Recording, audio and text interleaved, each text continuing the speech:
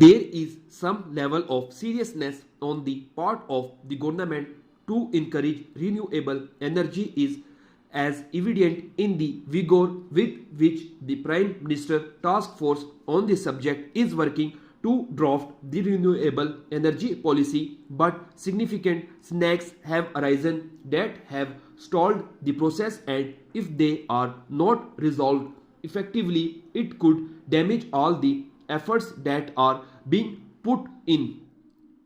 One of the challenges is to figure out how to deal with those renewable energy projects that had already been approved, especially by the provincial authorities under the old tariff system, at a time when the government wants to move towards competitive tariffs. It is an important aspect because both sides to the dispute, the government and the investors, have valid arguments, and the numbers of projects that stand to be impacted by the decision is very large, 140 in total, equaling a power generation capacity of close to 8,000 megawatt. The investors says that the competitive bidding for tariffs should apply to future projects, not those already in the pipeline that have seen considerable time and resources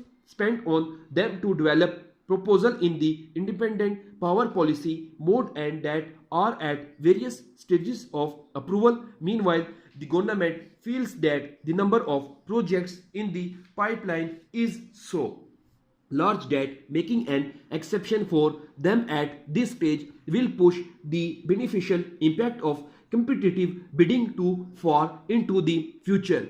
Both considerations have merit. Investors want predictability on the policy horizon, while the government is right to point out the speed with which renewable energy prices are dropping and make an attempt to capture the benefits of this development.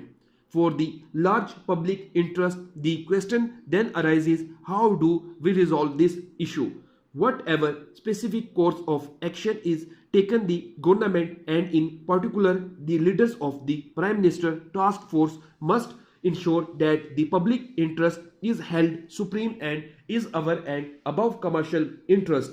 The public interest lies in widening the role of renewable energy in our mix, as well as capturing the benefits of the declining prices. Similarly, issues arose when NEPRA moved to reduce the upfront solar tariff a few years ago, but that did not do any major damage to investor interest in Pakistan market for renewable power. Perhaps the current task force can look to that movement for guidance.